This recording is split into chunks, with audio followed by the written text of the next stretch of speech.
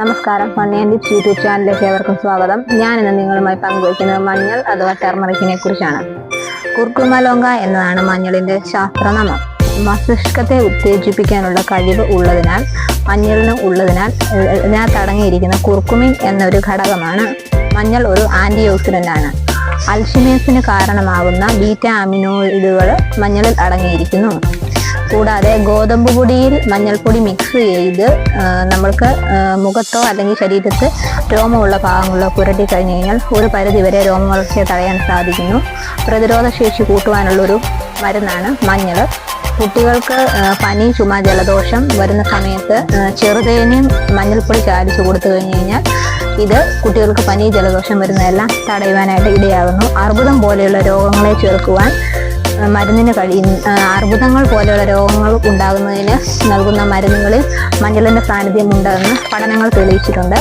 ശ്വാസകോശ സംബന്ധമായ രോഗങ്ങളിലും പതിവായി വരുന്ന പനി, ചുമ, ജലദോഷം, അലർജി മുതലായവയ്ക്കും ത്വക്ക് രോഗങ്ങൾക്കും അല്ലെങ്കിൽ ചെറുപ്രാണികൾ കടിച്ചുണ്ടാകുന്ന വിഷം മൂലമുള്ള അസ്വസ്ഥതയിൽ നിന്നും നമുക്ക് ആശ്വാസം നേടുന്നതിനും മഞ്ഞൾ ഉപയോഗിക്കുന്നു.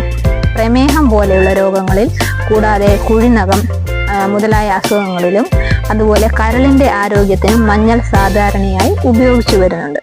കാച്ചിയ പാലിൽ 1/4 ടീസ്പൂൺ മഞ്ഞൾപ്പൊടി ഇട്ട് 2 നുള്ള കുരുമുളക് പൊടിയും ഇട്ടൊന്ന് തിളപ്പിച്ച ശേഷം രാവിലെയോ രാത്രിയോ നിങ്ങൾക്ക് ഇത് ഉചിതം എന്ന് തോന്നുന്ന സമയത്ത് നിങ്ങൾക്ക് കുടിക്കാവുന്നതാണ്. അത് ശരീരത്തിന് വളരെ ഫലപ്രദമാണ്. കുട്ടികൾക്കും ഇങ്ങനെ കൊടുക്കുന്നത് നല്ലതാണ്. പ്രധാനമായും അതുപോലെ തന്നെ പ്രതിരോധ ശേഷി ഉണ്ടാകുന്നതിന് വേണ്ടി മഞ്ഞൾപ്പൊടി ചെറുതേനിൽ ചേർത്ത് കുടിക്കുന്നതും നല്ലതാണ്. മുതിർന്നവർക്കാണെങ്കിൽ 1/4 ടീസ്പൂൺ മഞ്ഞൾപ്പൊടിയും വലിയ തേനും ചേർത്ത് ഉപയോഗിക്കാവുന്നതാണ്. മഞ്ഞൾപ്പൊടി വെറുതെ ചെറു ചൂടുവെള്ളത്തിൽ കലക്കിയും നമുക്ക് കുടിക്കുന്നത് ശരീരത്തിന് നല്ലതാണ്. കുഴിനകം എന്ന അവസ്ഥയ്ക്കും മഞ്ഞൾപ്പൊടി വളരെ ഫലപ്രദമായ ഒരു മരുന്നാണ്.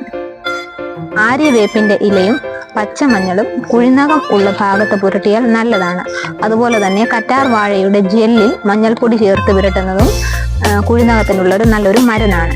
രാവിലെ എഴുന്നേൽക്കുമ്പോൾ നമ്മൾ പതിവായി കണ്ടുവരുന്ന മിക്ക മനുഷ്യർക്കും നമുക്ക് കണ്ടുവരുന്ന ഒരു അവസ്ഥയാണ് പനി, തുമ്മൽ, ജലദോഷം മുതലായവ.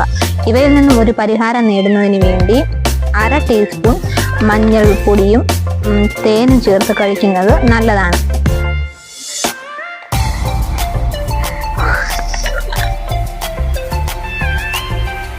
1/4 ടീസ്പൂൺ മഞ്ഞൾപ്പൊടിയും 1 തണ്ട് കറിവേപ്പിലയും സമം ചേർത്ത് അരച്ച് ഒരു നെല്ലിക്ക വലുപ്പത്തിൽ അരച്ച് നമുക്ക് ഭക്ഷണത്തിന് മുമ്പ് രാവിലെ എഴുന്നേൽക്കുമ്പോൾ തന്നെ ആഹാരത്തിനോടൊപ്പം കഴിച്ചു കഴിഞ്ഞു കഴിഞ്ഞാൽ പനി, ജലദോഷം, തുമ്മൽ, ശ്വാസമുട്ടൽ മുതലായ രോഗങ്ങൾ, അതായത് തുടർച്ചയായിട്ട് ശ്വാസമുട്ടൽ രോഗം അനുഭവിക്കുന്നവർക്കും 1 മാസം തുടർച്ചയായി കണ്ടിന്യൂസ് അത് കഴിച്ചു കഴിഞ്ഞു കഴിഞ്ഞാൽ ഒരു ആശ്വാസം നേടുന്നു. പഴുതാര, തേൾ മുതലായവയും ചെറുപ്രാണികൾ കടിച്ചു കഴിഞ്ഞാൽ പച്ചമഞ്ഞൾ, ആര്യവേപ്പില മുതലായവ അരച്ചു പുരട്ടുന്നതിന് ഇടയാകുന്നു. ചിലർക്ക് മഞ്ഞളിന്റെ കൂടുതലായിട്ടുള്ള ഉപയോഗം ദൂഷ്യവശം ഉണ്ടാക്കുന്നു.